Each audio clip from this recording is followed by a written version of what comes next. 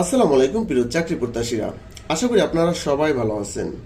আপনি বাংলাদেশ ডাক বিভাগে পরীক্ষা দিতে যাচ্ছেন, কিন্তু আপনি বাংলাদেশ ডাক বিভাগ সম্পর্কিত এই 42টি প্রশ্নের উত্তর যদি না জানেন, তাহলে আপনার পরীক্ষার প্রস্তুতিটা কি সম্পূর্ণ হবে ভালোভাবে? না, একেবারে অসম্পূর্ণ থেকে যাবে। তাই এই 42টি প্রশ্ন আপনি জেনে নিন এবং এমসিকিউ রিটেন এবং ভাইভাতে আশা করি আপনি অবশ্যই ভালো করবেন। তো চলুন জেনে নেওয়া যাক। বাংলাদেশের সর্বপ্রথম ডাক টিকিট চালু হয়েছিল কবে? বাংলাদেশ সর্বপ্রথম ডাক টিকিট চালু হয়েছিল 29 জুলাই 1971 সালে। বাংলাদেশের প্রথম ডাক টিকিটের ডিজাইনার কে? বাংলাদেশের প্রথম ডাক টিকিটের ডিজাইনার হচ্ছেন বিমান মল্লিক। স্বাধীনতার পর প্রথম ডাক টিকিট প্রকাশিত হয় কবে? স্বাধীনতার পর প্রথম ডাক টিকিট প্রকাশিত হয় 21 ফেব্রুয়ারি 1972 সালে। 21 ফেব্রুয়ারি 1972 সালে। স্বাধীনতার পর প্রথম ডাক টিকিটে কিসের ছবি ছিল? স্বাধীনতার পর প্রথম ডাক টিকিটে কিসের ছবি ছিল?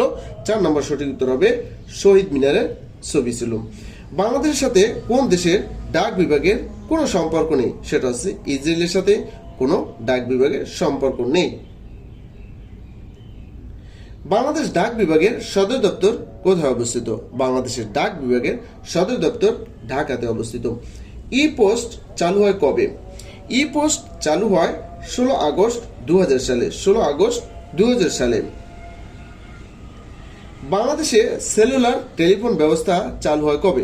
বাংলাদেশে সেলুলার টেলিফোন ব্যবস্থা চালু হয় 1993 সালে।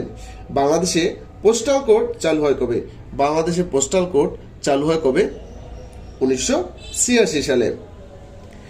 বাংলাদেশের ডাক বিভাগের মোবাইল ব্যাংকিং সেবার নাম কি? নগদ। কি? নগদ হচ্ছে বাংলাদেশ ডাক বিভাগের মোবাইল ব্যাংকিং সেবার নাম।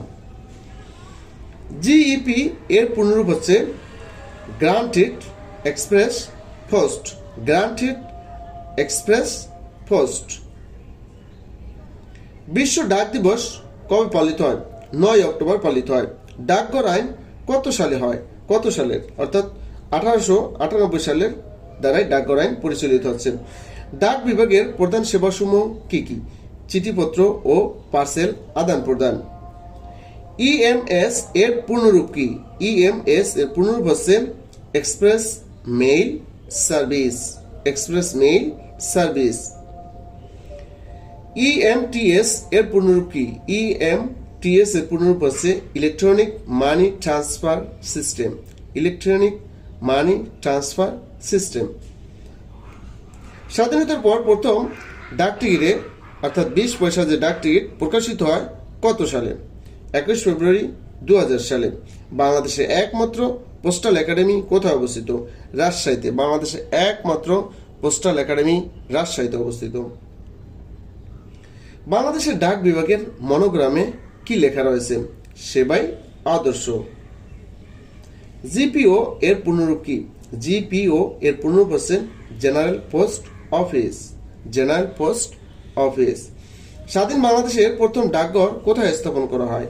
চুয়াডাঙ্গায়। কোথায়? চুয়াডাঙ্গায় স্থাপন করা হয়। ফিলাটেলি কি? ডাক টিকিট সংগ্রহ ও অধ্যয়ন সম্পর্কিত বিদ্যা হচ্ছে ফিলাটেলি। বাংলাদেশে বর্তমানে ডাকঘরের সংখ্যা কতটি? 9886টি। 9886টি হচ্ছে বাংলাদেশ বর্তমান ডাকঘরের সংখ্যা। বর্তমানে বাংলাদেশ পোস্ট অফিসে ইলেকট্রনিক মানি অর্ডার সার্ভিস চালু হয় কতটি? 2749টি। আচ্ছা, মুজিবনগর সরকারের ডাক টিকিটের ডিজাইনার কে ছিলেন? বিমান মল্লিক। মুজিবনগর সরকারের ডাক টিকিটের ডিজাইনার ছিলেন বিমান মল্লিক। কোন দেশের ডাক টিকিটে সে দেশের নাম থাকে না? যুক্তরাজ্যের। যুক্তরাজ্যের ডাক টিকিটে সে দেশের নাম থাকে না। 1971 সালের 29 জুলাই মুজিবনগর সরকার কতটি ডাক টিকিট প্রকাশ করে? 8টি ডাক টিকিট প্রকাশ করে। স্বাধীনতার পর প্রথম ডাক টিকিট 20 পয়সার এর ডিজাইনার কে ছিলেন?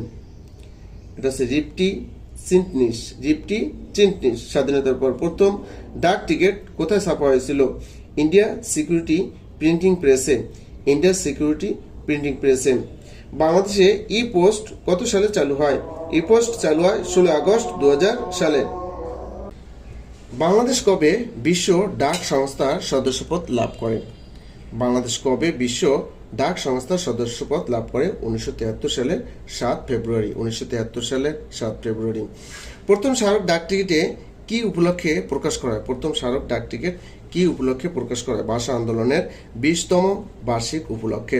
ভাষা আন্দোলনের 20তম বার্ষিক উপলক্ষে প্রথম স্মারক ডাক টিকিট প্রকাশ করা হয়। বাংলাদেশের ডাক বিভাগের একমাত্র একাডেমির নাম কি? Postal academy.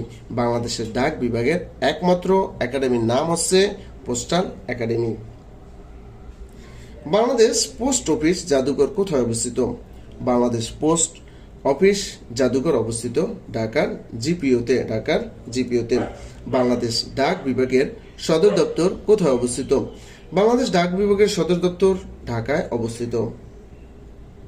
বাংলাদেশের প্রথম বেসরকারি টেলিফোন সংস্থার নাম কি? বাংলাদেশের প্রথম বেসরকারি টেলিফোন সংস্থার নাম হচ্ছে বাংলাদেশ কোরাল টেলিকম অথরিটি।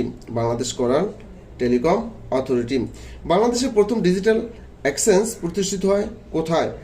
রংপুরের মিঠাপুকুর উপজেলায়। রংপুরের মিঠাপুকুর উপজেলায়। ফ্যাক্স যন্ত্রের মাধ্যমে কি কাজ করা হয়? ফ্যাক্স যন্ত্রের মাধ্যমে কথা লেখা কথা লেখা ও ছবি আদান প্রদান করা হয়। বাংলাদেশ ডাক বিভাগের বর্তমান মহাপরিচালকের নাম কি? বাংলাদেশ ডাক বিভাগের বর্তমান মহাপরিচালকের নাম জনাব কাজী আসাদুল ইসলাম। জনাব কাজী আসাদুল ইসলাম। ডাক বিভাগের প্রধানকে কি বলা হয়? বিভাগীয় কমিশনার বলা হয়। ডাক বিভাগের প্রধানকে বলা হয় বিভাগীয় কমিশনার। বাংলাদেশের প্রথম সেলফোন চালু হয় কবে? এপ্রিল 1993 সালে। এপ্রিল 1993 সালে বাংলাদেশে প্রথম সেলফোন চালু করা হয়। কোন কোম্পানি প্রথম বাংলাদেশে সেলফোন চালু করে?